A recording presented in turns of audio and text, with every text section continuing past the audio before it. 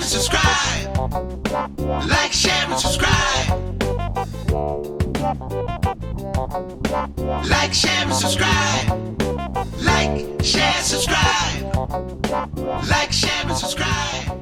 Hello everyone, drum tech drummer and YouTube educator Kenny Sherritt's coming to you from my makeshift home rehab studio with another episode of my Broken Ankle series drum videos. Now today we're going to be taking a look at my little rehab kit I have put together to not only help myself get back to playing shape and get myself to walking and back to taking drums and touring like I like to do, but it also keeps me from annoying my wife while I do it. So let's check it out as we have a Questlove Breakbeats kit enhanced by Evans sound-off pads, the Yamaha EAD 10 with the mic and the triggers, a handful of Yamaha triggers, this lovely Ultimateer sound tap to help me pull it all together as a one-stop shop for my playback, recording, and listening needs. And of course, this lovely foam mattress pad.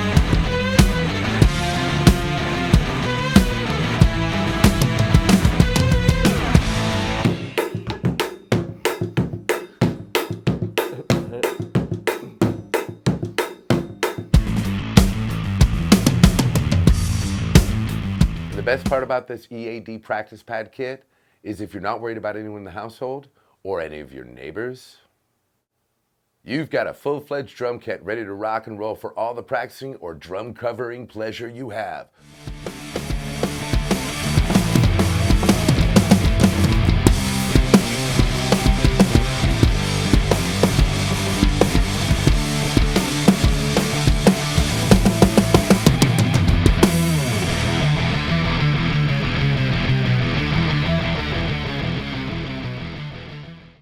On the snare drum, I have a new Evans sound-off pad, which gives me some quiet feel but some rebound so I can really lay into the drums while I'm practicing. I also have one of the new Yamaha DT50 triggers, man. On the right side of the kit, I've got the dual thread of the DT20 taped to the floor tom head. I've got one on each tom so you can get true tom triggering as well as the tom sounds you want to get. So while I'm listening to the drums coming out of the EAD, it sounds like a real drum kit, but my neighbors, and then over here we have the XP70 pad that I break off from the snare trigger because the bass drum trigger and the snare trigger, you can break them off with a little walk cable. It gives you up to 1, 2, 3, 4, 5, 6 triggers to put on this drum set.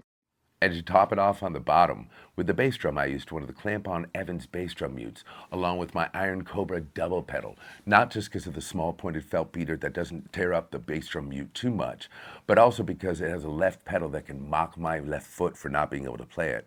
Therefore, hopefully enhancing quicker healing. Now about those trigger settings here on the EAD 10, I did want to point out a few things I did. Of course, like I said, I split the snare trigger with an extra wide cable so I could have a clap pad as well as my 2 tom pads at my snare trigger. I have the effect and almost the whole trigger effect in full effect because I want to go ahead and have a great experience inside my ears. Now I also wanted to point out that I'm running this USB straight to my Ableton rig. So the Ableton is taking in a USB signal and recording all the MIDI and all the audio samples coming off the left-right of this Yamaha EAD 10. And then I collect it all back out of my Native Instruments Complete Audio 6, and I pump it straight to this Ultimateer sound tap. Now the reason I do that is in general this is what I use on the road or when I'm like playing gigs as my final stop. You know, for just a little bit of volume control of my own so I don't have to bug anyone, a little boost up, a little boost down. This allows me to handle everything from there and also run all the signals into my complete audio interface and then just run a straight audio out here. So, and then I've got my inners plugged in and using my UE6s. And so let's go ahead and check out some settings.